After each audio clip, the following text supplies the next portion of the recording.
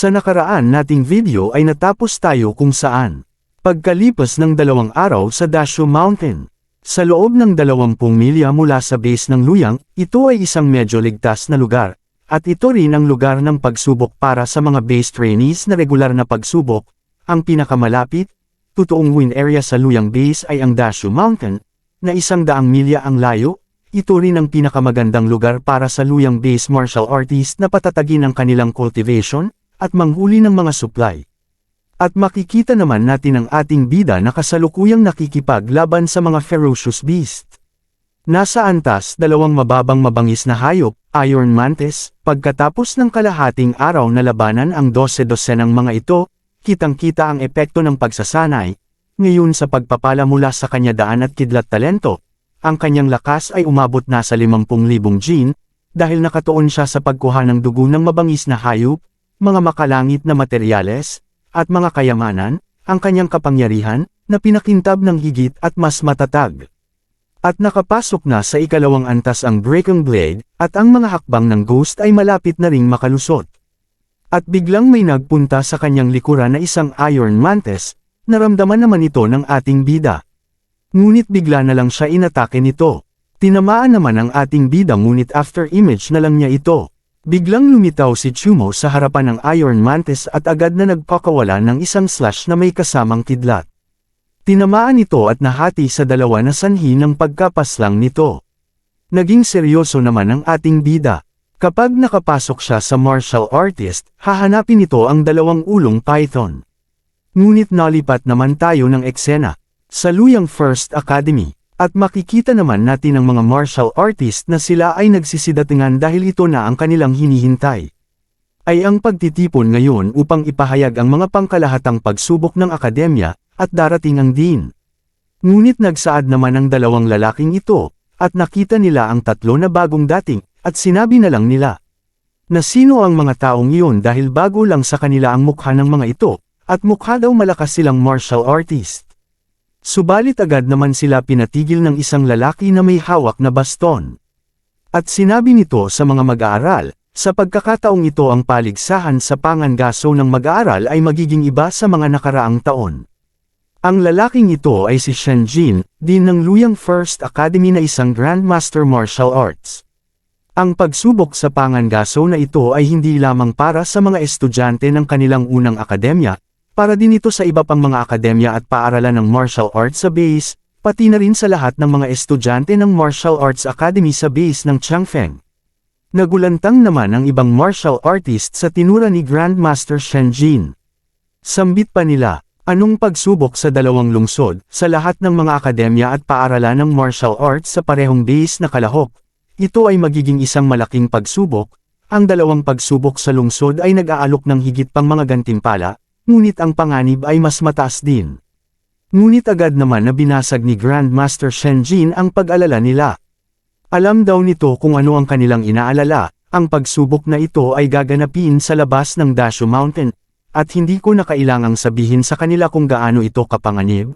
Sa makatuwid, sa pagsubok na ito, pinapayagan ang mga mag-aaral na bumuo ng mga koponan ng malaya, at pinapayagan din silang sumuko sa pagsubok. Siyempre sa tabi ng panganib, ay magandang pagkakataon, para sa pagsubok na ito. Parehong mga base ay nag-alok ng masaganang gantimpala, ang nangungunang 10 koponan ng mga individual, ay makakatanggap ng mga gantimpala kabilang. Ngunit hindi limitado sa mga storage bag, martial arts techniques, beast blood, at primordial stones. Sa tinura naman ni Grandmaster Shen Jin ay labis naman na natuwa ang mga martial artist dahil sa dami ng rewards na kanilang makukuha. Sa kabilang banda, makikita naman natin si Chen Zimi. At may katabi itong mga martial artist. Sa elite classes sa Luoyang First Academy, nagsaad naman ang isang lalaki na kulay dilaw ang buhok. Ito daw ay kawili-wili dapat daw niyang makuha ang mga gantimpala. Wika din ng isa. Sa Dashu Mountain daw, na mayroong level 3 hanggang level 4 na hayop doon, tiyak na isang malaking hamon ito. Subalit napaisip naman si Chen Zimi, na hindi dumating si Chumo, ngunit sa kabutihang palad, ang ganitong mapanganib na pagsubok ay hindi angkop para sa ating bida. 3 araw na ang nakalipas. Matagumpay si Chen Zimi na nakapasok sa martial artist realm, at ang lakas niya ay tumaas ng husto. Sa pagkakataong ito, makakapasok daw siya sa top 10 sa pagsubok na ito, at papatayin ang dalawang ulong python para makuha ang puso ng snake. Sa ganitong paraan lang, magkakaroon ng pagkakataon si Chumo na baguhin ang kanyang talento. Ngunit batid sa kaalaman ni Chen Zimi ay nauna nang pumunta ang ating bida doon. At nakikipaglaban na siya sa mga ferocious beast at baka makakaharap na niya sa pagkakataong ito ang dalawang ulong python. Ngunit napalingon naman sila sa kanilang likod at nagkakagulo sila. Nagtatanong sila kung anong ginagawa nila, bakit daw nila tinutulak ang mga tao. At makikita naman natin ang tatlong kumag na ito, at makikita naman natin ang lalaking kulay pulang buhok at may hawak na malaking espada habang nakaapak ito sa dalawang lalaki. Lalong nagiging desyerto ang base ng Luyang, at ni isang tao ay wala nang makakalaban. Nang marinig nila na pupunta sila sa bundok ng Dashu, lahat sila ay natakot. Ang kumag na ito ay si Shu Guang ang pride ng Changfeng base. Ngunit nagsaad naman ang dalawang patay gutom na kasama nito. Ang pinakamalakas na base strongest pride sa Changfeng, nagtataglay ng mataas na antas ng saber talent, isa ng mid-stage martial artist, Shu Guang. Isang karangalan para sa kanya na personal nitong suriin ang Luyang base na basura. Subalit sa sinabi ng dalawang kumag na ito at nanggagalaiti naman ang dalawang lalaki na ito. At sinabihan sila na, kung ano ang sinabi nila, paano daw sila maliitin, pagkatapos magsimula ang pagsubok, ipapaalam nila sa kanila kung ano ang ibig sabihin ng paglabas ng kasawian sa kanilang bibig. Ngunit napangisi na lang ang kumag na ito. Sa pinagsasabi ng dalawa, agad itong umatake hinampas nito ang kanyang espada ng walang pagkundangan. Nabigla naman ang dalawang lalaki at sila ay kinabahan dahil malapit na sa kanila ang atake nito. At ilang sandali lamang ay biglang sumabog ng malakas at makikita naman natin na nabalutan ng makapal na usok sa mismong lugar. Ngunit sa mabuting palad ay mabilis na dumating si Chen Zimi at nasalag nito gamit ang kanyang dalawang kamay. At sinabihan niya ang kumag na ito kung siya ba si Shu Guang, at sinabihan niya ito na bawal daw ang private fight sa academy. Napangiti naman ang kumag na ito. At hindi niya inaasahan ang ganitong isang maliit na lugar tulad ng Luyang base upang magkaroon ng isang magandang babae. Ngunit lumapit naman ang isang babae at sinabihan sila na, kung ano ang nangyayari mangyaring itigil ang kanilang laban, at kung pwedeng lang na sila ay umalis. Agad naman tumalikod ang kumag na ito na parang walang paki. At pahabol pa nitong sinabi kay Chen Zimi at ito'y ngumiti ng nakakaloko, na magkikita pa rin daw sila sa Dashu Mountain. Nalipat naman tayo ng eksena, at makalipas ang 3 araw sa Dashu Mountain. At makikita naman natin ang ating bida na ito ay wala pa ring humpay na nakikipaglaban sa mga ferocious beasts, kahit ito'y labis ng napagod ay hindi pa rin siya sumusuko. Agad niyang inilabas ang isang bottle at sabay tanggal nito ng takip.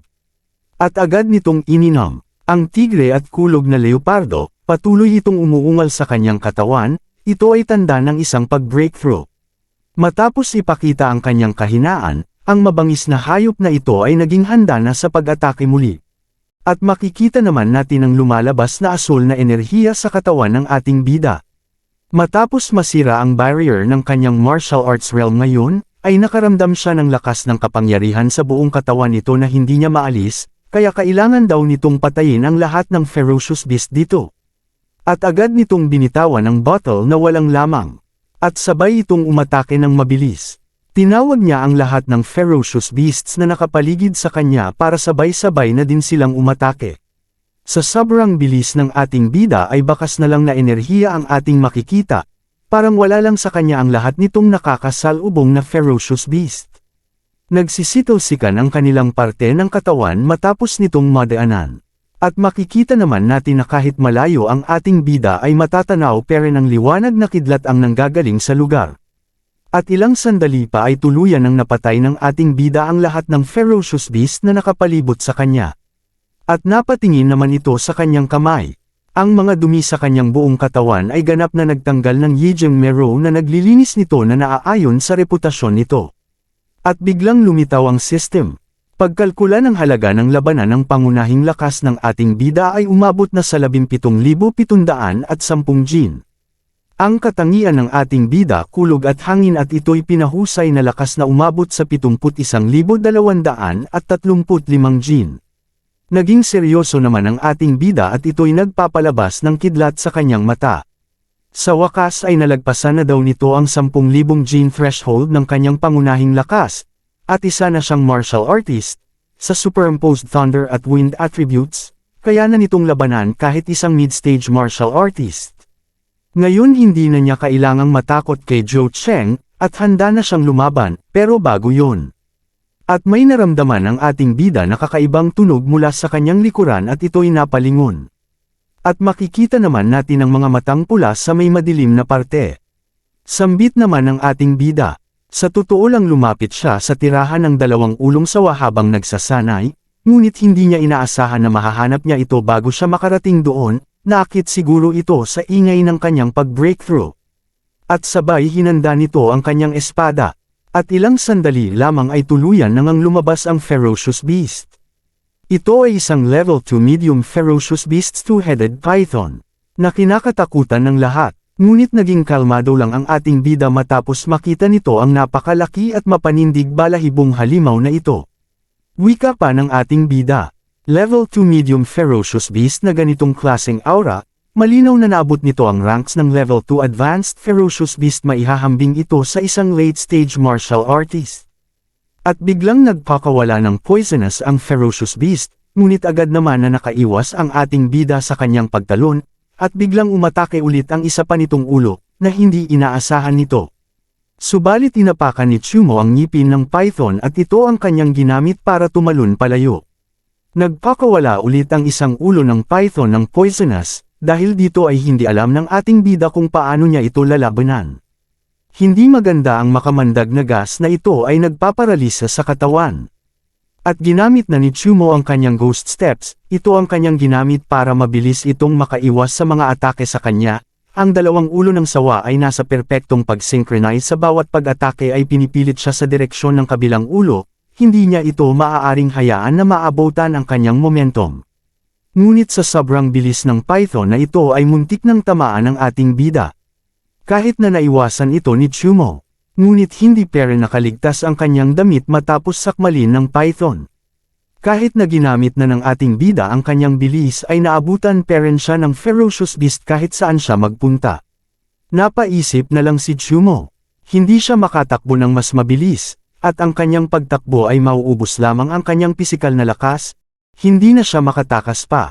Dapat nitong ituon ang lahat ng kanyang enerhiya sa mga binti nito, at gamitin ang natitirang enerhiya mula sa kanyang pag-breakthrough ng martial artist, upang umatake gamit ang ikalawang antas ng mga ghost steps. At biglang sinalubong siya ng python at aakmang sakmalin siya nito. Ngunit sa pagkakataong ito ay ginawa na ng ating bida ang kanyang plano. At agad nitong naiwasan ang atake ng python, at tinamaan na lang nito ay ang lupa. Ngunit sa oras na ito ay hindi na natuntun pa ng 2 ulong python na level 2 kung saan na napunta ang ating bida. At biglang nagsalita si Chumo kung saan daw nakatingin mga ito. At mabilis itong umatake. Sa ginawa ng ating bida ay nagtagumpay itong tinamaan ng isang python at ito'y nahati. Nagwala na lang ang python dahil sa sakit matapos matanggalan ito ng isa niyang ulo. Umungol ng napakalakas ang Ferocious Beast at nagpakalat pa ito ng kulay berdeng venom. Nagsaad naman ang ating bida. Natama ang hula nito, na itinuon niya ang lahat ng kanyang lakas upang masira ang ikalawang antas ng mga ghost steps, at naging doble ang bilis niya kaya halos hindi na siya mahuli ng two-headed python vision sa ganitong bilis. At makikita naman natin ang poison ng python ay patama na sa ating bida. Ngunit mabilis lang niya itong naiwasan. Kaya after image na lang nito ang natatamaan. Ngumiti naman ang ating bida. At puno ang kanyang mata ng saya dahil siguradong kaya niyang patayin ito. Ngayon parang invisible na siya dahil sa kanyang bilis at wala na itong problema sa pag-iwas ng poisonous. Biglang sumulpot ang ating bida sa kanan ng python, ito na ang kanyang pagkakataon para umatake. Subalit bago man humarap ang python ay bigla na lang itong natanggalan ng ulo. Nasanhi ng pagkapas lang nito. At makikita na rin ang ating bida na pababa na rin ito matapos niyang mapatay ang sawa. Ang kinakatakutan ng lahat ay napatay lang ng mag-isa ng ating bida. Napabuntong hininga naman si Chumo. At sambit pa nito, ito daw ay nakakatakot, buti na lang daw ay nag-breakthrough ang kanyang ghost step sa labanan. kung hindi ay mahihirapan talagang harapin ito ng ating bida ang dalawang ulong sawa na ito. At kanyang inilagay ang espada nito sa kanyang storage bag. Ang puso ng sawa ay ang kailangan na bagay para sa batang babae at ang abdo ng sawa ay mabuti para sa katawan kaya iingatan niya ito. Makakakolekta pa siya ng 20 vials ng dugo ng hayop. Maganda iyon, dadalhin niya rin ang balat ng ahas, sa palagay nito maaari itong magamit para sa ilang kagamitan sa proteksyon. At kanyang inilagay lahat ito sa kanyang storage bag. Tinitigan naman niya ang kanyang storage bag sa kanyang kamay at ito'y ngumiti at ito'y labis na tutuwa. Ang pakikipaglaban ng mahirap ay hindi walang kabuluhan. Ang isang antas dalawang advanced na ferocious beast ay nagkakahalaga ng 100 antas dalawang mababang mabangis na hayop. At malapit na daw ang oras para bumalik. Pagkatapos pumasok sa martial artist realm, kailangan niyang pumunta sa supply hall para maghanap ng mas angkop na mga diskarte. Subalit sa hindi inaasahan ay nakarinig naman si Chumo na may humihingi ng tulong, at ito'y boses babae. Sa kabilang banda, makikita naman natin ang isang batang babae na hinahabol ito ng dalawang ferocious beasts habang sumisigaw ito ng tulong. Ngunit biglang nakasalubong nito ang ating bida at dumaan ito sa kanyang harapan ng mabilis na may hawak itong espada. Napalingon na lang ang batang babae habang tumutulo ang kanyang luha dahil sa labis na takot. At nasaksihan nito ang ating bida, kung paano nito patayin ang humahabol sa kanyang mga ferocious beast gamit lang ang dalawang slash nito. Agad naman nagsalita ang bata, at sinabihan niya si Chumo kung siya ba ang asawa ni Chen Zimi. Subalit hindi niya ito pinansin ng ating bida ngunit namukhaan niya ito. At sinabihan niya ito sa pangalang, Dujing isa sa class elite, bakit daw siya nandito? Subalit nanlaki na lang ang mata ng bata sa takot habang sinasabi niya kay Chumo. Nakita nila ang Wind Wolf King pati si Shule, at sila ay hinabol nila, at nasa panganib daw ngayon si Chen Zimi, kaya magmadaling pumunta daw ito at iligtas siya. Ngunit biglang hinawakan ni Chumo ang kamay ng bata, kung ano ang nangyari kay Chen Zimi. Subalit nanganginig pa rin sa takot ito, at nasabi na lang ng batang babae sa kanyang sarili na, kung si Chumo ba ito, ang Chumo na pinuprotektahan ni Chen Zimi, hindi ba siya walang kakayahang mag-cultivation? Paano daw nito agad mapatay ang pangalawang level na humahabol sa Wind Wolf, na ang lakas ay malamang nasa huling yugto ng martial arts? Ngunit napaisip naman ng ating bida, kung natakot ba sa kanya ang bata, at agad naman siyang humingi ng tawad, at tinanong niya ito kung ayos lang ba siya. At kung ano ang nangyari sa kanilang dalawa ni Chen Zimi. Sumagot naman ang batang babae na ayos lang ito, at ipinaliwanag nito kung ano ang nangyari sa kanila. Ang kanilang kompetisyon sa akademya sa pagkakataong ito, ay napalitan ng dalawang pagsubok sa lungsod na base ng Changfeng dito mismo sa bundok ng Dasho. Magkasabay silang naglalakad ni Chen Zimi, at habang nangongolekta sila ng Wind Spirit Grass, bigla kaming inatake ng isang grupo at sila ay hinabol ng Wind Wolf, at pinrotektahan siya ni Chen Zimi, at nagawang makawala sa pagkubkob. Ngunit biglang dumating ang grupo ni Shu Guang at hinarangan sila. Subalit pinigilan ni Chen Ziwi si Shu Guang at ang iba pa, at sinabihan siyang tumakbo sa iba sa elite class para humingi ng tulong ngunit sa oras na umalis ito ay nasugatan na siya. At sinabihan niya ang ating bida na pumunta ito at iligtas siya, nakatagpo nila sila mga 10 milya sa timog silangan. Agad naman sumagot ng kalmado ang ating bida na syempre pupunta daw siya at sinabihan niya ito na magpahinga siya at hanapin ang iba pang elite class. At bago man umalis ito ay iniwanan niya ng isang bottle na healing potion ang batang babae. At mabilis nang umalis ang ating bida gamit ang kanyang ghost steps. Habang naiwan ang batang babae, ay hindi niya maiwasang mag-isip. Kung anong nangyayari, sobrang nabigla daw siya sa humabol sa kanila na Wind Wolves at si Shu Guang. Ngunit pagkatapos makatagpo niya si Chumo, gamaan ang kanyang pakiramdam sa tingin daw niya, kung siya iyon, may iligtas niya si Chen Zimi. Ngunit nalipat naman tayo ng eksena, at makikita naman natin si Chen Zimi at si Shu Guang, at pati mga martial artist na wala ng buhay. Ngunit nanginginig naman sa pagod si Chen Zimi at sa labis na pinsala dahil sa walang tigil nitong makipaglaban. Agad naman nagsalita ang hangal na ito.